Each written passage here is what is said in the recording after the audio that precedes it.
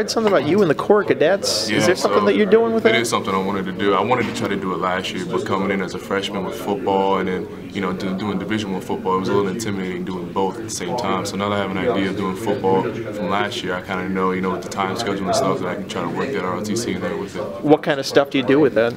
With that, it's just a normal cadet, waking up in the morning, it's basic, ROTC, except, on the weekends, I'm going to be gone for football, obviously, so, I'll have to compensate for that. But besides that, it's full go. Is it something cadet?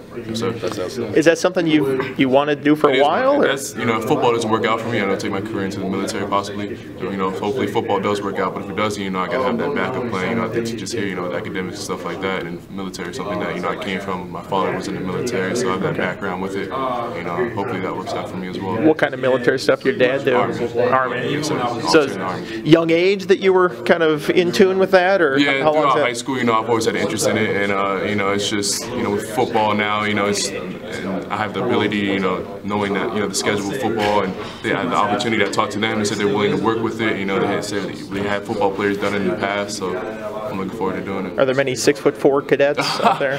No, I don't think so. But those guys, they're going to be somebody, in the military as well. Going through this program, coming in as commissioned officers. I mean, these guys are going to be, future leaders. So, I'm glad to be a part of it. What time does that start each day? Is it 5:30? Yeah, check, uniform check. But you got to be a certain person to like that kind of stuff, and I do like that kind of stuff. So, I mean, it's not for everybody, but hopefully, it works out well. Ward and Phillips, it seems like they're definitely going to play. What are your thoughts on them? Well, they're doing a good job. They're learning every day. As we put in different situations, the thing is, kind of up to us to see how their skill set fits exactly what we're doing, and they're doing a good job. The one thing I joked yesterday is the guys. As soon as we gave them a little credit on Saturday, they both went out on Sunday and had just about an average day, and so I just told them, let's stop reading the newspapers, let's stop reading Twitter, let's just go out and play football. And yesterday was a better day for those guys, and they're great football players. I'm really excited they're part of our group. Is that something you always have to fight with those freshmen? I mean, they hear so much during the recruiting process about how great they are, and then they get here, and you almost have to kind of de-recruit them at that point. Yeah, a little bit. You got to bring them back down to earth, and essentially, pop their head down to size a little bit. But it's okay. I mean, that's part of the deal. That's part of what we've kind of grown into. We have.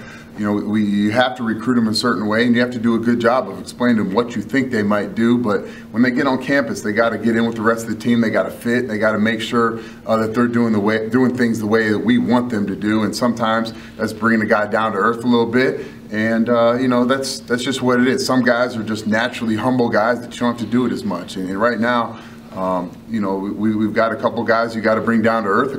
Most of the guys though, they're handling this thing just fine. I know you kind of went with that do we redshirt him, do we not thing with Trey all the way through the first month of the season a couple years ago, I think. How late in the process can you go with those guys where you're like, before you consider if it's worth it whether to play him as a freshman or not? Yeah, I mean, you want to you don't want to get to the middle of the season and all of a sudden start playing a guy and you've wasted half a year and he hasn't played, but you got to do what's best for your football team, and I'd like to think that we'd have a pretty good idea about roles, rotations, things like that by the time we get to the first game.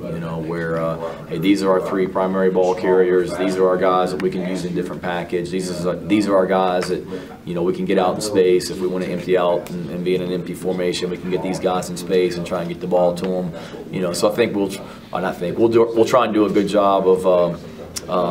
Getting guys in the right roles and figuring out where guys figure in, but not just offensively, but I think as a staff, we're worried about 2014, and let's do what's best for 2014. We were sitting around, we spent an hour in a staff meeting talking about some of our defensive guys. Probably not going to figure in on defense, but they probably could help us out on special teams right now. Well, you know what?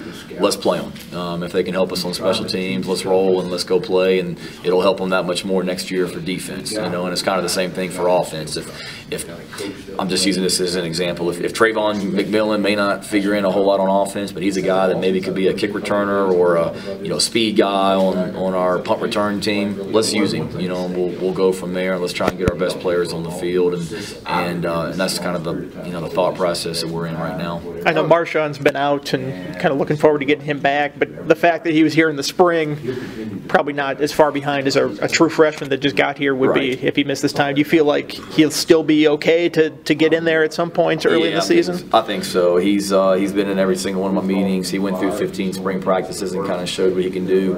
He's in all of our meetings, obviously.